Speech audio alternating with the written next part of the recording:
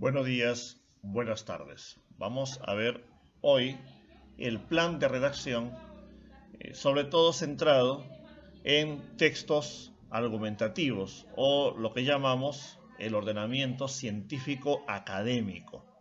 Este ordenamiento científico académico, este tipo de texto se utiliza para la presentación de trabajos de investigación, artículos de divulgación científica, tesis, monografías, tesinas, en fin, todo lo que tiene que ver con aspectos científicos y académicos. El ordenamiento científico académico es un ordenamiento integral y convencional compuesto por tres niveles básicos: la introducción, el desarrollo y la conclusión. Este es el esquema que se utiliza en la ciencia para plasmar y difundir el conocimiento. Ahora veamos un poquito a profundidad. ¿Qué significa integral? Significa que abarca de esta manera todos los aspectos, o por lo menos casi todos los aspectos de un tema que yo quiero estudiar o quiero presentar, o algún resultado de una investigación que yo he realizado.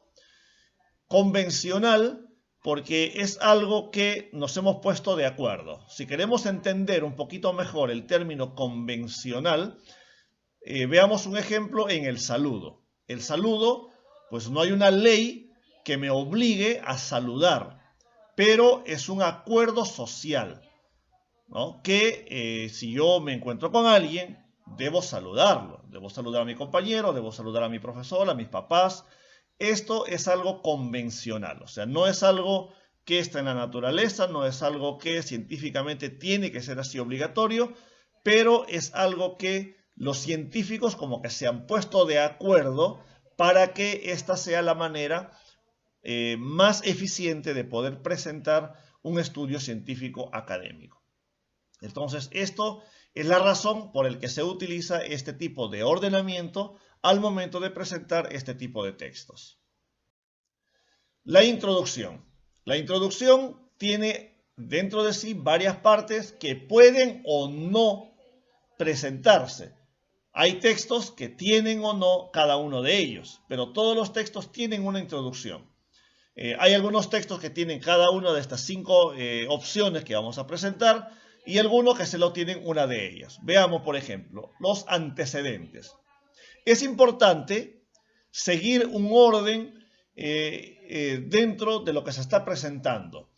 En la introducción, dentro de la misma introducción, hay un orden dentro de sí. Primero los antecedentes, si es que tengo antecedentes que presentar, primero ello, luego las etimologías, luego la definición, luego la necesidad y por último las causas y orígenes. ¿Ya? Si tengo antecedentes y al mismo tiempo tengo definición, no puedo presentar primero la definición y luego los antecedentes, sino que tengo que presentar en el orden que corresponde los elementos que tengo a mi alcance. Veamos, antecedentes significa qué es lo que pasó antes del hecho que estoy presentando. Si se trata, por ejemplo, de historia y quiero presentar la independencia del Perú, pues brevemente me refiero a qué es lo que pasó antes, ¿no? Si estoy presentando una investigación sobre la literatura, pues puedo presentar sobre la corriente literaria anterior. Si estoy hablando sobre algo científico, un texto de química, puedo hablar sobre las investigaciones anteriores a este descubrimiento. En fin, estos son los antecedentes, lo que se dio anteriormente o lo que conllevó o condujo a la investigación o al tema que yo estoy presentando. Segundo, etimologías. Etimología tiene que ver con el origen de los términos o las palabras utilizadas. Ustedes han visto muchas veces que se presenta la etimología. Entonces decimos filosofía, pues filo viene del griego, filo, amor, sofía, sabiduría, filosofía, amor a la sabiduría. Entonces esta es una etimología. ¿De dónde proviene? Del latín, del griego, del inglés, del chino, del árabe. Y esto nos ayuda muchas veces a entender qué estoy tratando o qué estoy abarcando. Luego, la definición. La definición o concepto es la que me permite, como su nombre lo dice, definir, ¿no?, qué es lo que estoy presentando. Definir la obra literaria, la investigación científica, el invento, el personaje, en fin, su importancia y la delimitación, ¿no? Que es lo que abarca y lo que no abarca. Es importante porque a veces presentamos algo y pensando que es algo muy general y tenemos que delimitar hasta dónde voy a hablar, hasta dónde voy a presentar y lo que ya no voy a abarcar. ¿Ah? La necesidad, es decir, la importancia, por qué es necesario esto que yo estoy presentando o de lo que estoy hablando. Y por último, las causas o orígenes, de dónde proviene este problema, de dónde se origina, cómo llegamos hasta donde estamos ahora investigando. El desarrollo. En el desarrollo del texto científico o académico, vamos a enumerar primero las características del hecho científico que yo estoy presentando. ¿Cuáles son lo que caracteriza, cómo se diferencia de otras cosas? Y en fin, la clasificación.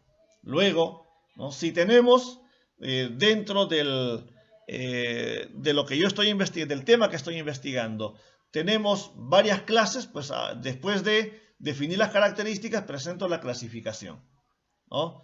¿Cuáles son las clases diversas que tenemos del tema que yo estoy presentando? Digamos que estoy presentando sobre vehículos.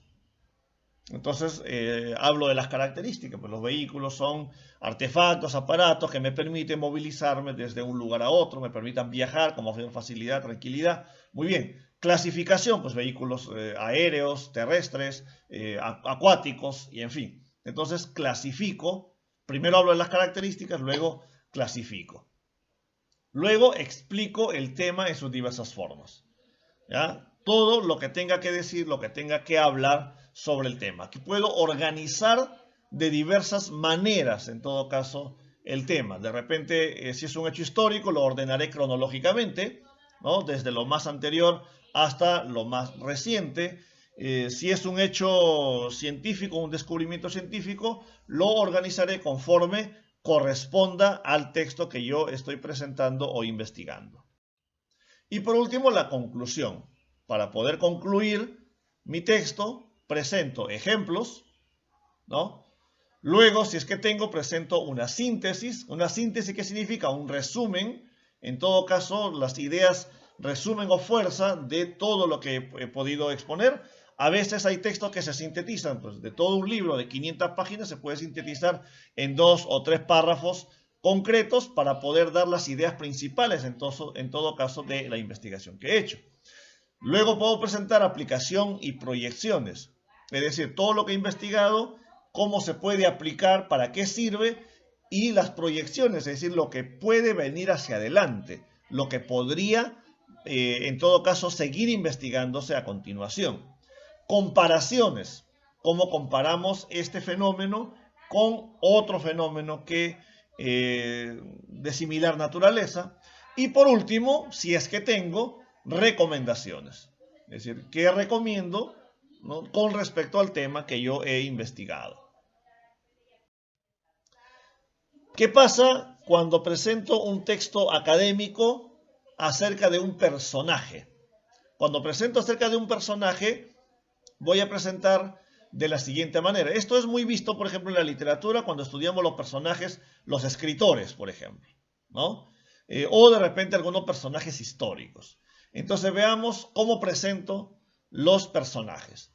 Antecedentes primero. Primero antecedentes. Recuerden, siempre empiezo por ahí. Los antecedentes pueden ser él o su actividad. Los antecedentes tal vez pueden ser de la corriente literaria de este escritor, por ejemplo, ¿no? Oración que presenta o dice quién es. ¿Quién es este personaje? Bueno, yo digo Ricardo Palma. Ricardo Palma es uno de los escritores más importantes del romanticismo peruano, por ejemplo, ¿no?